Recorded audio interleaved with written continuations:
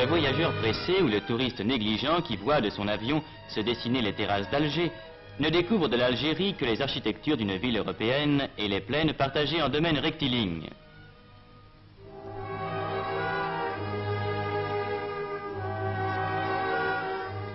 Sur la route, si pareille aux routes de France, il retrouvera les paysages de l'Hérault avec l'immensité de leurs vignobles.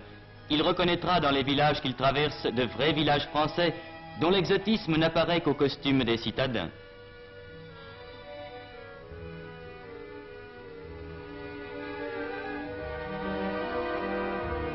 Il situera en Beauce ou en Brie ces plaines à blé dont les chaumes coupés hauts marquent seuls que nous ne sommes pas en France. Ce voyageur ne connaît pas la Kabylie, mais arrivant d'Alger par une route sans histoire, il en ouvrira la porte avec le marché de Tizi Ouzou.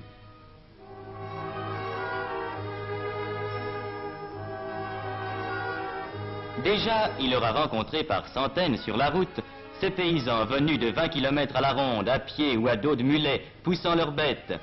Et il se trouvera soudain au détour de la route, devant une foule bigarrée d'où monte une immense poussière et un infini brouhaha. C'est le marché.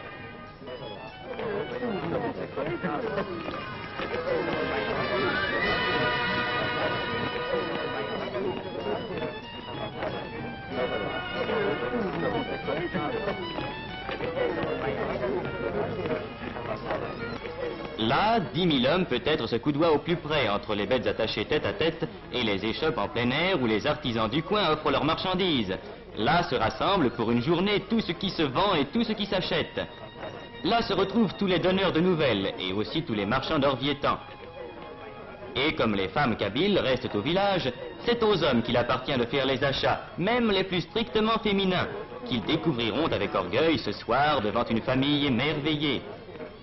Lieu de discussions infinies entre acheteurs et marchands, immense rendez-vous auquel toute la région chaque semaine est fidèle. Seuil pittoresque et coloré, seuil bruyant et agité d'une Kabylie laborieuse et secrète. Tizi Ouzou, qui a rang de sous-préfecture, est le point de transition où, dans un décor presque européen, se rencontrent les traces caractéristiques du vieux pays berbère et les apports de la vie moderne où le café mort et le marchand de sel, apanage des bourgs de la vieille Afrique, voisinent avec le garagiste réparateur de pneus des grandes routes modernes. Point de suture entre deux mondes, l'un banal à tous les yeux, l'autre encore trop inconnu, où cette route qui monte va nous faire pénétrer. Car déjà s'amorcent les premières côtes de Kabylie, avec cette route magnifique dont les lacets découvrent à chaque tournant un paysage plus vaste. Cette route, vieille aujourd'hui d'1 siècle, a son histoire. Elle fut construite en 27 jours par les bataillons du maréchal Randon. Elle nous mènera à Fort National, l'ancien Fort l'Empereur, la première née des villes françaises en Kabylie, centre aujourd'hui d'une commune de plein exercice et d'une commune mixte qui groupent ensemble près de 90 000 âmes. Fort National est aussi l'un des centres d'où partent vers la France les Kabyles qui s'expatrient temporairement pour chercher travail et fortune.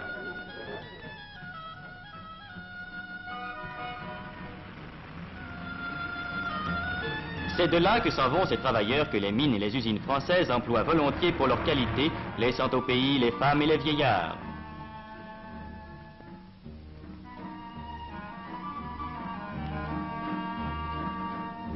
Et l'on comprendra l'importance de cet exode au bureau de poste de Fort National, lorsqu'on saura qu'il assure chaque mois la distribution de quelques 30 millions de mandats envoyés de France à leurs familles par les travailleurs kabyles. Car le Kabyle, s'il accepte de partir pour gagner sa vie, garde au pays natal des attaches indestructibles.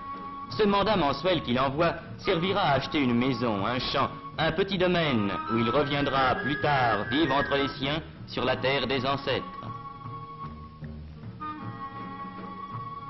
Quittons Fort National, que des détours de la route nous laisseront voir encore longtemps sur sa hauteur comme un château fort, en même temps qu'apparaîtront sur chaque piton l'amoncellement de murs et de toits qui marquent un village. Car dans les temps anciens, les Kabyles, race autochtone, accrochés à leurs terres montagneuses, ont, par crainte des pillards et des envahisseurs, établi leur village sur les crêtes pour mieux résister aux attaques et aux incursions des conquérants.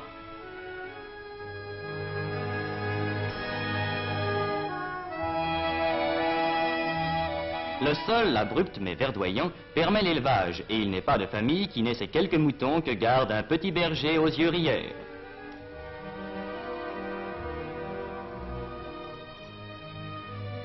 La terre est la seule richesse, la seule source de vie, la seule abondance. Pauvre abondance. Champs de Kabylie à flanc de coteaux, cultivés à force de peine, champs maigres qui laissent pousser de maigres moissons de seigle ou d'orge, d'où pendant des siècles le peuple kabyle a tiré son pain. Mais sur ces pentes, l'olivier abonde. L'apport français a développé dans le cadre familial cette culture qui donne à la Kabylie une part de son décor et une part de sa nourriture. À la saison des récoltes, on peut voir sur toutes les pentes ces groupes joyeux occupés à la cueillette, à laquelle tout le monde prend part.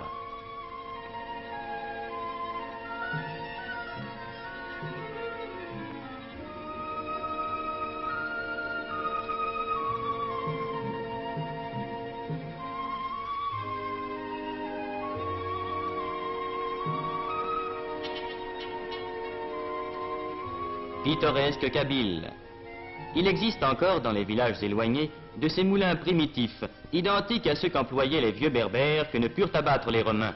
Meules qu'ont remplacé aujourd'hui les moulins modernes, établis depuis une cinquantaine d'années dans les centres, mais qui continuent à verser le chaud liquide jaune d'or qui fera la joie du foyer.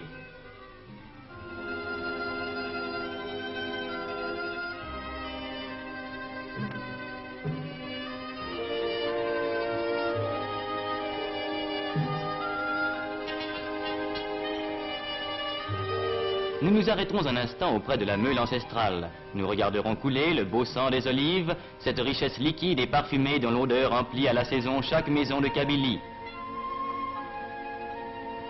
Nous suivrons cette vieille chargée qui, comme autrefois, s'en va avec son fardeau vers son village haut perché.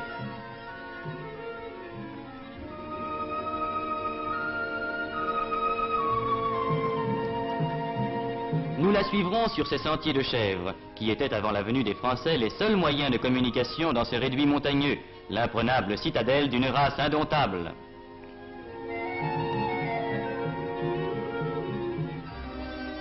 Nous parviendrons avec elle au village qui a souvent gardé son allure ancienne, avec ses chemins étroits entre les murailles, ses fileuses au seuil des portes et son grand air de dignité robuste.